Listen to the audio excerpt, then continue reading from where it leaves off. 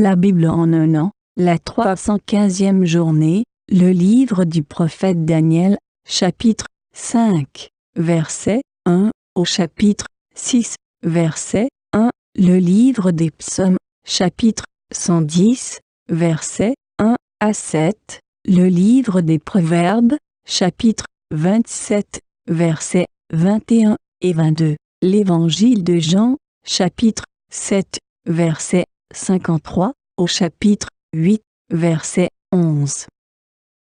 Daniel, chapitre 5. Le roi Belshazzar donna un grand festin à ses grands au nombre de 1000, et il but du vin en leur présence. Belshazzar, quand il eut goûté au vin, fit apporter les vases d'or et d'argent que son père Nebuchadnezzar avait enlevés du temple de Jérusalem, afin que le roi et ses grands, ses femmes et ses concubines s'en servissent pour boire. Alors on apporta les vases d'or qui avaient été enlevés du temple, de la maison de Dieu à Jérusalem, et le roi et ses grands, ses femmes et ses concubines s'en servirent pour boire. Ils burent du vin, et ils louèrent les dieux d'or, d'argent, d'airain, de fer, de bois et de pierre. En ce moment, apparurent les doigts d'une main d'homme, et ils écrivirent, en face du chandelier, sur la chaude de la muraille du palais royal. Le roi vit cette extrémité de main qui écrivait. Alors le roi changea de couleur, et ses pensées le troublèrent. Les jointures de ses reins se relâchèrent, et ses genoux se heurtèrent l'un contre l'autre. Le roi cria avec force qu'on fît venir les astrologues, les Chaldéens et les devins.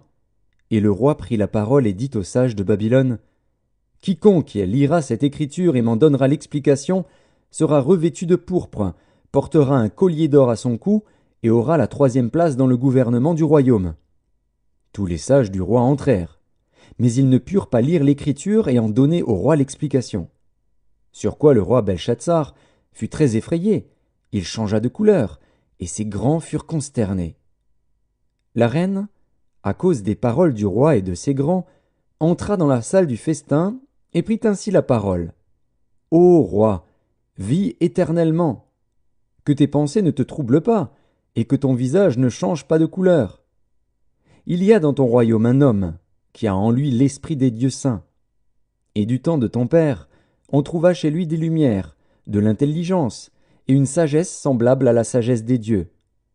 Aussi le roi Nebuchadnezzar, ton père, le roi, ton père, l'établit chef des magiciens, des astrologues, des Chaldéens, des devins, parce qu'on trouva chez lui, chez Daniel, nommé par le roi Belshazzar, un esprit supérieur, de la science et de l'intelligence, la faculté d'interpréter les songes, d'expliquer les énigmes et de résoudre les questions difficiles. Que Daniel soit donc appelé, et il donnera l'explication. » Alors Daniel fut introduit devant le roi. Le roi prit la parole et dit à Daniel, « Es-tu ce Daniel, l'un des captifs de Juda, que le roi, mon père, a amené de Juda? J'ai appris sur ton compte que tu as en toi l'esprit des dieux, et qu'on trouve chez toi des lumières, de l'intelligence et une sagesse extraordinaire. On vient d'amener devant moi les sages et les astrologues, afin qu'ils lussent cette écriture et m'en donnassent l'explication. Mais ils n'ont pas pu donner l'explication des mots. J'ai appris que tu peux donner des explications et résoudre des questions difficiles. Maintenant, si tu peux lire cette écriture et m'en donner l'explication, tu seras revêtu de pourpre, tu porteras un collier d'or à ton cou, et tu auras la 3e place dans le gouvernement du royaume. » Daniel répondit en présence du roi, « Garde tes dons, et accorde à un autre tes présents. Je lirai néanmoins l'écriture au roi, et je lui en donnerai l'explication. Ô roi, le Dieu suprême avait donné à Nebuchadnezzar, ton père, l'empire, la grandeur, la gloire et la magnificence. Et à cause de la grandeur qu'il lui avait donnée, tous les peuples, les nations, les hommes de toute langue étaient dans la crainte et tremblaient devant lui. Le roi faisait mourir ceux qu'il voulait, et il laissait la vie à ceux qu'il voulait. Il élevait ceux qu'il voulait, et il abaissait ceux qu'il voulait. Mais lorsque son cœur s'éleva et que son esprit s'endurcit jusqu'à l'arrogance, il fut précipité de son trône royal et dépouillé de sa gloire. Il fut chassé du milieu des enfants des hommes, son cœur devint semblable à celui des bêtes, et sa demeure fut avec les ânes sauvages. On lui donna comme au bœuf de l'herbe à manger, et son corps fut trempé de la rosée du ciel, jusqu'à ce qu'il reconnût que le Dieu suprême domine sur le règne des hommes et qu'il le donne à qui il lui plaît. Et toi, Belchatsar, son fils, tu n'as pas humilié ton cœur, quoique tu susses toutes ces choses. Tu t'es élevé contre le Seigneur des cieux. Les vases de sa maison ont été apportés devant toi, et vous vous en êtes servis pour boire du vin, toi et tes grands, tes femmes et tes concubines. Tu as loué les dieux d'argent, d'or, d'airain, de fer, de bois et de pierre, qui ne voient point, qui n'entendent point, et qui ne savent rien, et tu n'as pas glorifié le Dieu qui a dans sa main ton souffle et toutes tes voix. C'est pourquoi il a envoyé cette extrémité de main qui a tracé cette écriture. Voici l'écriture qui a été tracée. Comptez, comptez, pesez et divisez. Et voici l'explication de ces mots. Comptez, Dieu a compté ton règne et y a mis fin. Pesez, tu as été pesé dans la balance et tu as été trouvé léger. Divisez, ton royaume sera divisé et donné aux Mèdes et aux Perses. Aussitôt Belchatsar donna des ordres, et l'on revêtit Daniel de pourpre, on lui mit au cou un collier d'or, et on publia qu'il aurait la 3e place dans le gouvernement du royaume. Cette même nuit, Belchatsar, roi des Chaldéens, fut tué. Et Darius, le Mède, s'empara du royaume, étant âgé de 62 ans. Daniel, chapitre 6. Darius trouva bon d'établir sur le royaume 120 satrapes, qui devaient être dans tout le royaume. Psaume 110 de David, psaume.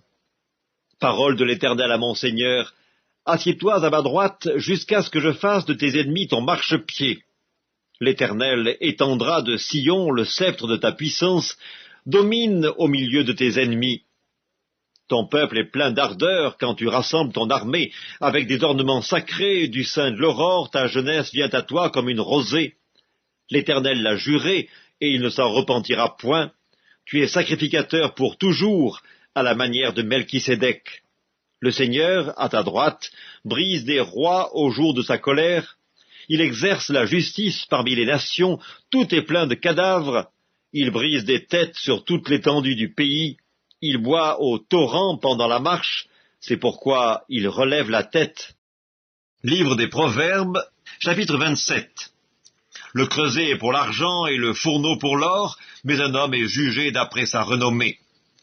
Quand tu pilerais l'insensé dans un mortier, au milieu des grains avec le pilon, sa folie ne se séparerait pas de lui. Évangile de Jean, chapitre 7. Et chacun s'en retourna dans sa maison. Évangile de Jean, chapitre 8. Jésus se rendit à la montagne des Oliviers.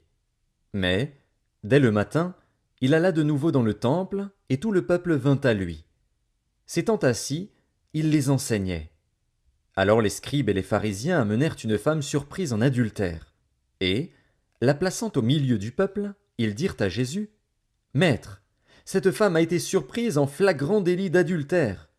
Moïse, dans la loi, nous a ordonné de lapider de telles femmes. Toi donc, que dis-tu » Il disait cela pour l'éprouver, afin de pouvoir l'accuser. Mais Jésus, s'étant baissé, écrivait avec le doigt sur la terre. Comme il continuait à l'interroger, il se releva et leur dit, « Que celui de vous qui est sans péché jette le premier la pierre contre elle. » Et s'étant de nouveau baissé, il écrivait sur la terre. Quand ils entendirent cela, accusés par leur conscience, ils se retirèrent un à un, depuis les plus âgés jusqu'aux derniers. Et Jésus resta seul avec la femme qui était là au milieu. Alors s'étant relevé, et ne voyant plus que la femme, Jésus lui dit, « Femme, où sont ceux qui t'accusaient? Personne ne t'a-t-il condamné ?» Elle répondit, « Non, Seigneur. » Et Jésus lui dit, « Je ne te condamne pas non plus. Va et ne pêche plus. »